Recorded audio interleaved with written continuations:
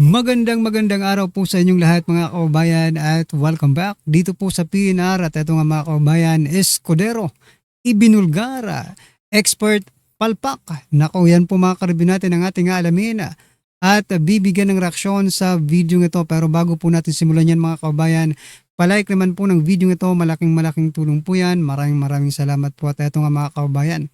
Bago po natin i-play yung video, eto pasadahan po muna natin itong mga nagte-trending na balita dito po sa social media. At unahin na po natin itong mga kababayan, ito pong balitang ito. Nako, ito po ay sa kabila ng pagsabi ng attorney ng prosecutor na sino ba yung prosecutor na yon mga kababayan na nagsabi na ang photocopy mga kababayan ay bagong original ngayon mga karibin natin. Eto, umalma na po ang Bangko Sentral ng Pilipinas. Sabi po ng Bangko Sentral ng Pilipinas, BSP nilinaw na hindi katumbas na totoong salapi ang mga perang photocopy. Ayan mga karibin natin.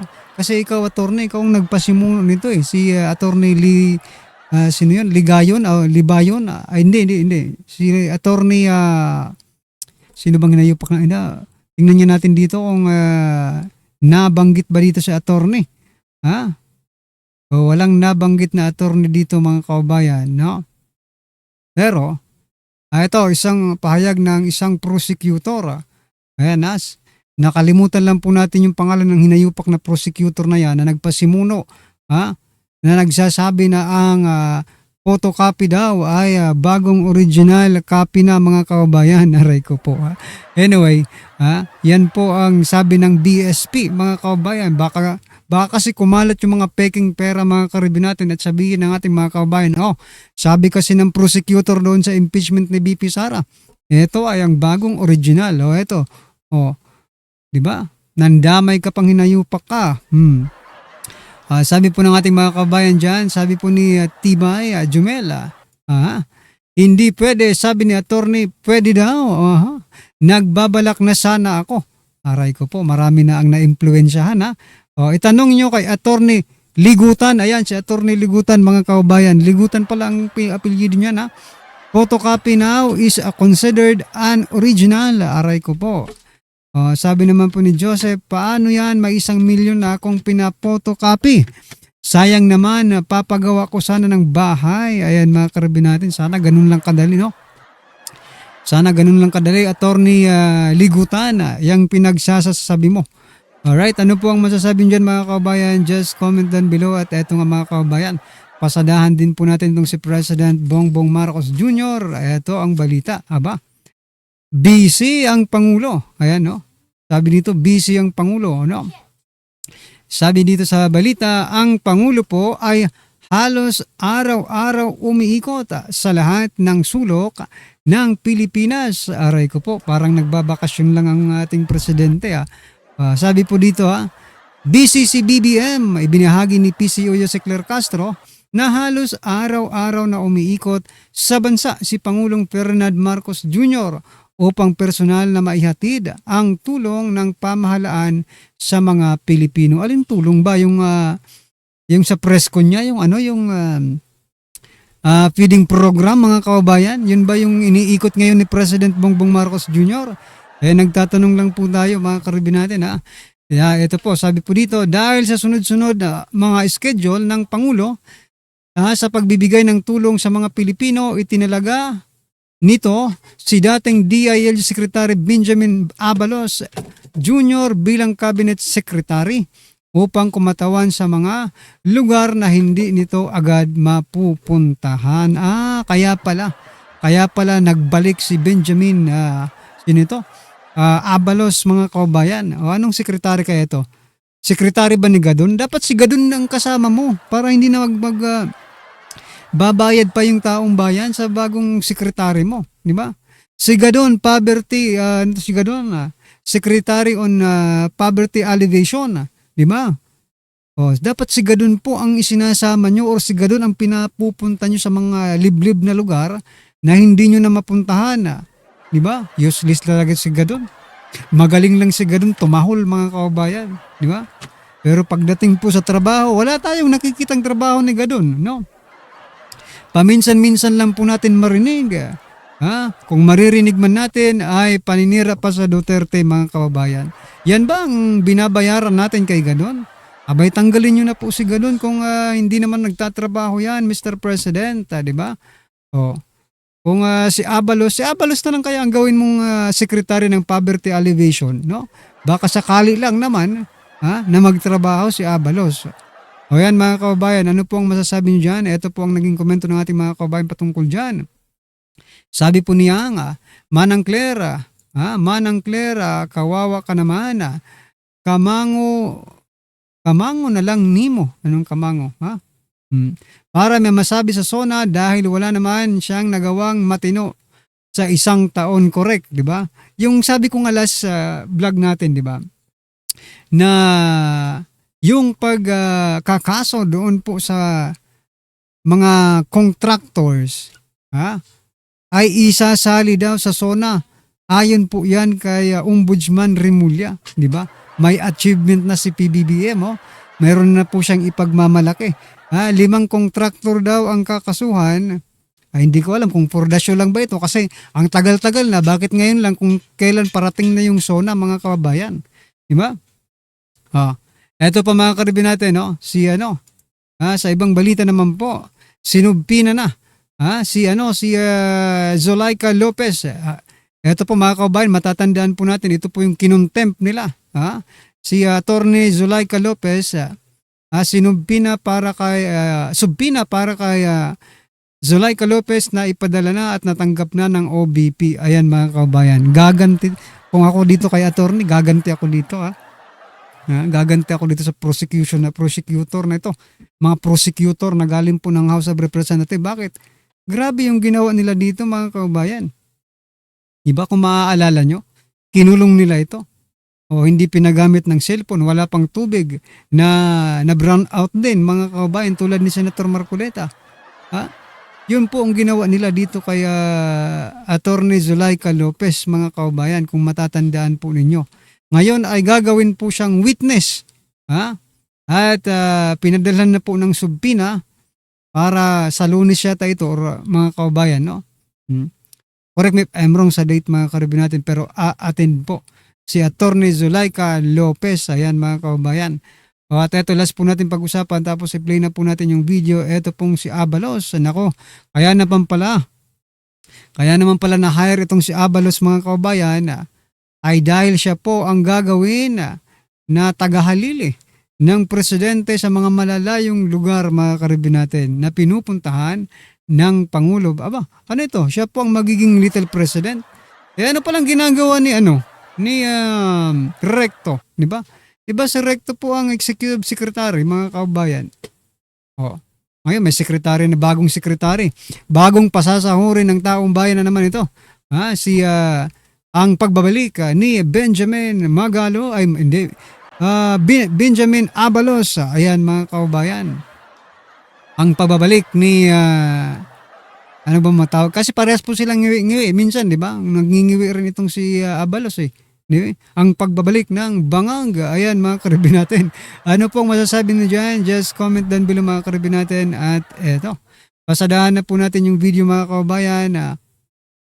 Pasok pa. Siguro, can you tell us muna, are you advising or aiding the Defense Council in any way, Attorney?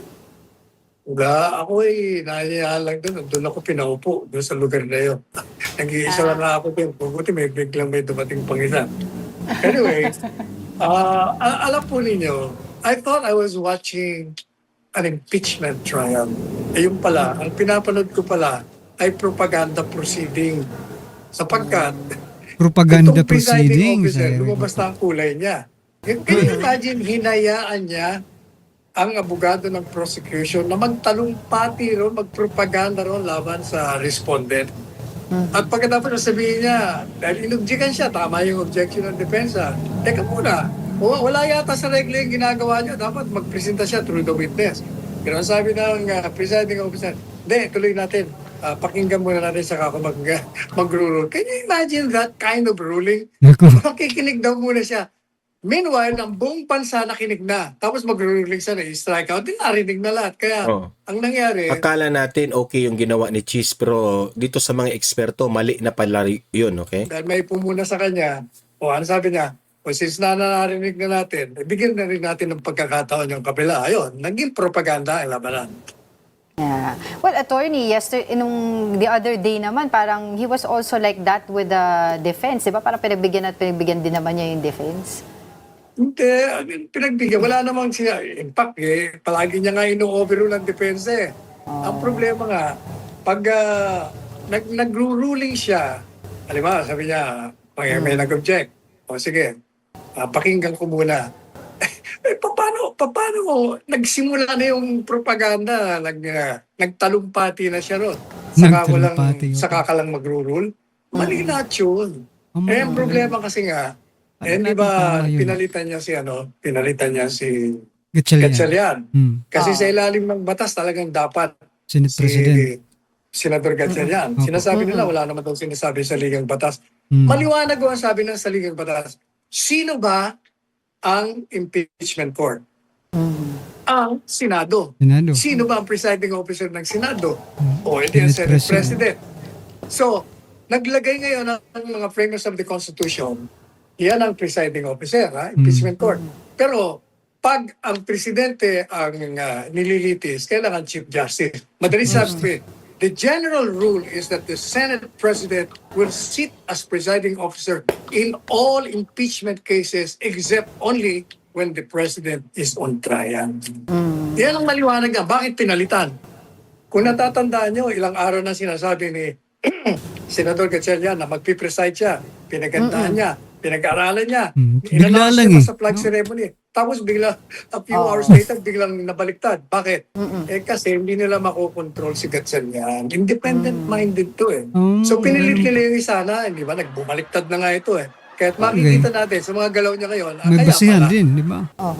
Pero, attorney, do you think yung sa pagbaligtad ni Senator Cheese Escudero, Escudero. as you mentioned kanina, ay meron bang political accommodation ito? Kaya Meron siya yan. nandiyan dyan ngayon as the presiding officer? Clarix na Hindi yan. po ba inaakusahan siya, nakasama siya sa anomalya at kaya kakasuhan? Hindi ba yan naman ang katotohanan dyan eh. Yung dalawang bumaliktad, may mga nakabinbin na investigasyon at kaso. Correct. na Kaso. ipapile. Si Cheese at O si yung dalawa, dahil hindi Hindi pumayag, ba? ayan, nakakulong sila ngayon. Yan naman talagang katotohanan. Huwag na natin paglululokohin ng mga Huwag na- sarili natin. That's the reality. Correct. Sir, you had a front row seat at the impeachment trial. Was there nakita ko rin anything siya eh. going on that maybe the general public watching on TV did not see that you were able to witness? That you can share with us? What I can tell you is that, as I said, I thought I was watching an impeachment trial, pero naging propaganda proceeding. Pangalawa, Propaganda. hindi ko maintindihan ng prosecution. Bakit nila ginawang testigo itong NBI agent? Ano ba ang purpose nila? Ayon sa kanila, this person will authenticate the proceeding na nangyari dun sa November 24 na press conference ni Inday Sara. Ibabalidate niya, madalit sabi. Teka muna, sino ba nag-question? Wala naman nag-question sa defense. I have not heard any statement from the defense that we are questioning that event never happened. That the Vice President never uttered those statements. Even Vice President Sara Duterte, wala namang sinabing hindi ko sinabi yan. Lahat sinabi niya. Diba mga kababayan? Lahat po sinabi ng Vice President. Ang problema lang mga kababayan, kasi sa dami-dami ng sinabi, 2-hour plus long video, yun lang yung ginupit nila. Yun lang yung tinabas nila mga kababayan. Kung papanoorin mo lahat, makikita mo yung context mga ka-review natin, di ba? Kaya she's being accused of as a threat. Wala, hindi ba? O sa madaling sabi, ba't mo ilalagay yun? Anong purpose mo? Madaling Anong sabi, purpose? yung pinag-uusapan nilang video, mismo si Presidente, Vice Presidente Vice Duterte, Presidente. hindi niya tinatanggi yun. Ang pinag-uusapan dapat doon, prubahan ninyo na yung mga sinabi niya ay babagsak sa impeachable offense o isang krimen para maging grounded yung inyong demanda. Ay hindi eh. Ang ginawa nyo, ginamit nyo lang yung testigo para siraan siya. Ang nangyari pa nga, naging useful sa prosecution. Kasi lumalabas na itong testigo, unang-una, hindi naman talaga siya expert. Pangalawa, meron Hindi siyang expert. mga sinasabi Aray ko. dun sa mga investigasyon niya na nagpapakita na hindi malalim ang naging investigasyon niya. Kasi hindi niya kinonsider yung mga kalakaran o circumstances leading to the statement of the Vice President. Kasi the statement of the Vice President was only a reaction to Reaction. a blogger's question. Kung baga, dahil ang tanong ng blogger, paano na ho yan? Nanganganib ang buhay nyo. Gusto kayong patayin. O kaya ang sagot naman ng isa, huwag ka mag-alala. May mga kinausap na ako and so forth and so on. Ibig kong sabihin, yung kanyang mga salitang yon ay, kung baga siya po ay tumatawag ng pansin at humihingi ng tulong sa mga kababayan natin na Kumbaga mga kaubayan, instinct na yun eh, di ba? Instinct na yun. Kumbaga, susunggaban ka mga kaubayan, iilag ka. Di ba? Parang ganun po yung naging reaction ni BP Sara. Impromptu na question, no? Impromptu din sagot. Di ba? Yun ang maganda dyan kung tatapusin mo talaga yung video. ang buhay ko po ay nanganganib ngayon, may papatay sa akin at kung ako po ay mapatay, ito pong tatlong ito ang sa aking pananaw ang magiging utak Suspect. ng pagpatay sa akin. Kaya tulungan niyo ako, ipaghiganti niyo ako. Yun ho ang context noon. Ganun pala yun. Never pagbabanta. One thing more. The day hour, few hours after she made that statement, nagbigay na ako ng opinion dyan. Sabi ko, hindi yan banta, conditional and hypothetical. Galing ni Panelo, Hindi po no? ba si Chief Presidential Legal Counsel yung pumalit sa akin? Si Johnny Ponce Enrile. Nagbigay na ng opinion dyan. Sinabi niya, that statement of Inday Sara is not grave threat, is not even a threat because it's hypothetical na. Conditional threat nga eh. pa. Oh. Bakit nila Naman. pinagpipilitan? Kasi nga, the underlying objective of all this is to obliterate her, to stop her from running, disqualify her para hindi na Yun siya eh. maging kandidato sa presidente. Dahil siguradong mananalo eh. At pag nanalo ito, patay na. Hindi na sila manatili sa kapangyarihan. Yari sila. Pero kahapon, attorney, parang nabanggit na rin po ng defense through attorney Mark Vinluan, yung Operation Romanov.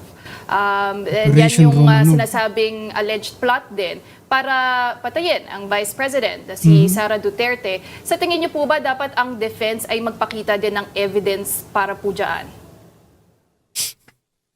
Hindi ko kailangan kasi sino ba nagsasabi na Sino ba Unang-una, yung sinasabing panganib, inilabas na ni Inday Sara yon. At ang panawagan niya noon, imbestigahan niyo yan. Dahil may mga naririnig ako na ako'y papatayin. At saka, the way things are shaping up, pinagkakaisa na ko sa Kongreso, pinagkakaisa na ko sa Executive, tapos may mga nakikita akong sumusunod sa akin, sa harap ng bahay ko. Dapat ang gobyerno gumawa na ng sasaliksik, pagsusuri kung ano ang katotohanan dun sa kanyang pangamba na meron. Yun yung problema mga kaubayan eh. Pagdating po dito sa, di ba, threat di umano kay President Bongbong Marcos Jr., yung authority, yung NBI, umaksyon sila. Pero yung threat po kay BP Sara, hindi man lang po silang umaksyon. Di ba? Napaka-unfair naman po nitong NBI na ito mga kaubayan. Ha? Hindi ba nila sakop ang Vice Presidente sa proteksyon mga kaubayan? Ha? Hanggang presidente lang po ba sila? Diba? Nga. Hindi naman nila inintindihan, di ba? Wala silang ginawa. Well, Attorney Sal, going back po dun sa sinasabi nyo kanina na dun sa witness, bakit yun yung witness ng prosecution, etc. Pero bakit naman po ang defense ay kumbaga umabot na po ng more than 1 hour yung kanilang cross-examination sa kanya, questioning his credibility, the authenticity of the video, only to arrive at a statement, 'di ba, bago matapos yung trial kahapon, saying na kumbaga there's a pattern of a persecution na tinatanggap nila yung video. Kasi nga, ang punto ng defense, ipinakita niyo sa ang witness nito na inimbestigahan, di umano. And yet, lumalabas doon sa direct examination at pati sa cross-examination na hindi naman malalim ang kanyang investigasyon. Hindi niya tiningnan yung mga kalakaran, hindi niya Yan nga ang point. tinanong yung PSG kung ano bang ano ba ang pananaw nila doon sa mga salita ni Inday Santa. Nag-investigate Kinonsider siya, ba nila? pero na yun ay kulang-kulang. great threats? Hindi. Madaling sabi, niluto lang nila. Correct. At lumalabas, ito Yung pag-iimbestiga niya kasi mga kababayan, pabor lang doon sa prosecutor, mga kababayan, sa prosecution, di ba? Pabor kay Laro Luestro, di ba? Hindi siya nag-imbestiga ng patas na pag-iimbestiga, di ba? Yung wala siyang kinikilingan para makita niya rin, oh, teka lang, mukhang mas mabigat dito yung kay Vice President, mas mabigat yung impact dito kaysa dito sa isa, mga kabayan. Diba? Pahapyaw lang yung kanyang pag-iimbestiga. ay galing lahat sa Malacanang. Kasi Correct. ang NBI is under the Executive Department. Booking. Hindi ba tama yung Kulang-kulang. sinasabi ng defense? Hindi ba dapat ang una ninyong puntahan o yung senador na nagsalita na dapat tinanong niyo yung PSG, ano ba tingin niyo dyan? May banta nga ba? O wala? Pero hindi raw nila. Hindi naisip o sinadyang hindi tanongin. Kaya, Pero- lalong napasama. By using that witness, naging useful sa defense at useless sa prosecution. Damaging in fact. Na. Palpak.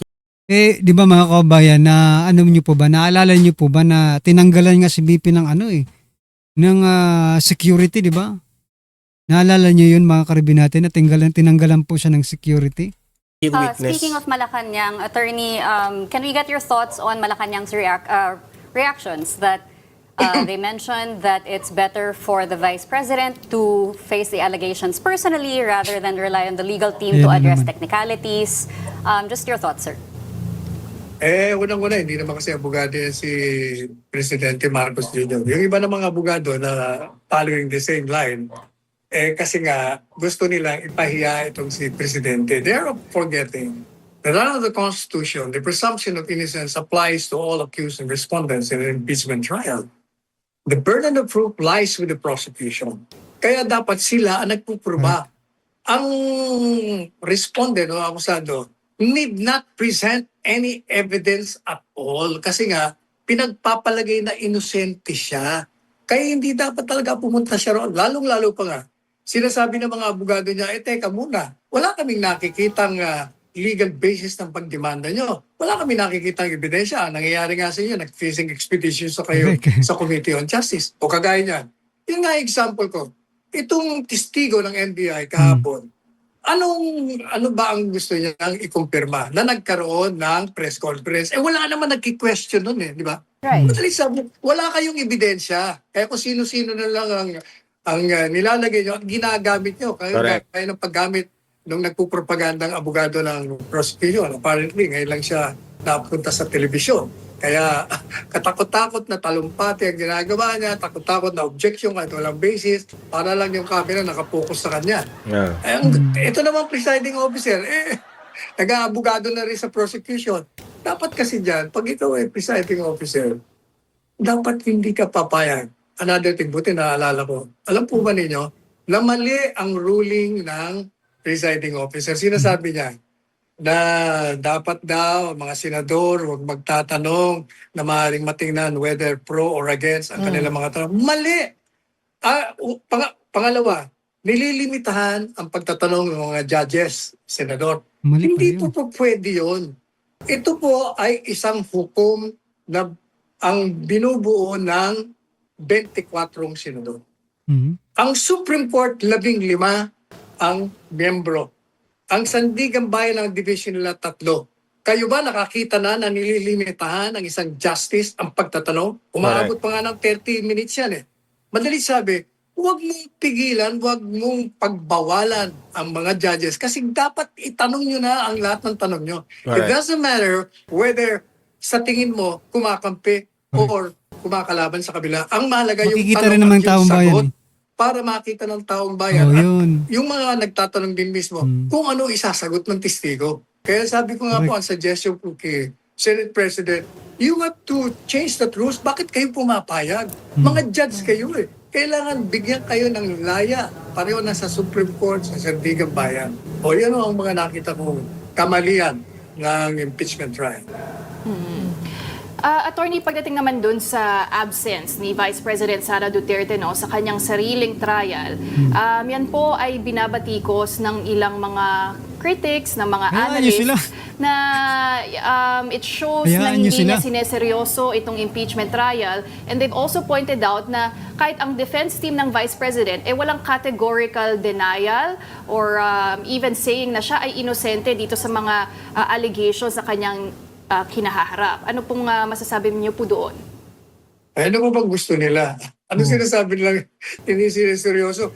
Nagpadala nga ng battery of lawyers eh. Oo nga. At yung sinagot na nga yung demanda nila. Ang sagot nila, oy, wala naman kayo mga ultimate facts na inaalis dito. Di wala. Anong sasagutin namin sa inyo? Madaling sabi, wala kayong kaso. O ba't pa kami sasagot? Pero, nandun sila. Kung baga, aantayin namin kung meron nga kayong ebidensya o wala. Maghihintay kami sa trial. Well, Attorney, given the fact yung sinasabi niyo po na tungkol doon sa mga naging pagbanta, conditional threat ni Vice Conditional President Sara Duterte, that's normal dahil she was being oppressed, etc., pinagtutulungan. So for an ordinary person, ang debate po dyan ay so okay lang po na magbanta din, no, lalo na sa mga government officials kung ganito po para po ma-justify yung sinasabi ni VP Sara. Attorney. Your premise is wrong. I'm sorry to say, Angela. Sinasabi mo, okay ba ang pagbabanta? Yun din ang tanong ni Ontiveros eh. So, magiging okay pala. Hindi nga nagbanta eh. That was a reaction to the threat against her life. That is Grabe. her defense. At nananawagan Instinct yun. sa Galing ni tambayan, Panelo. tulungan niyo ako. Papatayin ako dito. Bigyan niyo ako ng katarungan. Pagtanggol niyo ako. Hindi yung threat. Sinasabi na nga ng abogado ng gobyerno na si Johnny Ponce Enrile, it's not a threat. So why do we keep on insisting that that was a threat? Okay, ganito mga kabayan, sabihin natin threat yun, okay? Sabihin natin threat. Pero ang conditional threat, di ba? Pwede mo rin sabihin sa mga kaaway mo, di ba? O kung sino mang gusto mong sabihan, di ba? Pag nagurgur ako, gurgurin nyo rin sila. So what is the problem? Kung magugurgur ka lang naman, di ba? Kung magugurgur ka lang naman, mga kabayan. Depensa yun eh. Depensa po yun sa threat. Siya ang unang may threat eh. Sa buhay niya, mga kabayan. Mismong lawyer na ng gobyerno nagsabing hindi threat yan. Politika lang yan. Politika, correct. Okay, well, Attorney, legally, what qualifies as a threat if we've already heard, the Vice President say, no joke, no joke. How would you qualify a threat? Kagaya, tingnan mo yan, yung sinasabi nila na nagkontrata siya, di ba sabi nagkontrata? O tama, pinupunto ni Ontiveros. Hindi naman yun napapatunayan na may nagkontrata nga ng assassin yan. So ang tanong ko sa inyo, ano ba ito? Krimen ba ito? O masamang asal lang ang ginawa ni Inday Sara? Madalit sabi, wala akong pagbabantang ginawa kung hindi yun ay ang kanyang pahayag sa taong bayan, reaction niya sa threat sa kanyang buhay. Attorney, pagdating naman sa threshold for conviction, sinabi na po ni Presiding Officer Senator Cheese 16. Escudero na ang magiging threshold para sa trial ay 16 pa rin. 16 2/3 votes. of all members of the Senate, and that is 16. Wala naman pong ibang senator judge ang nag-object po dyan. So ano pong masasabi nyo na at least the Presiding Officer is sticking to the Constitution? Unang-una, hindi siya nagsabi niyan.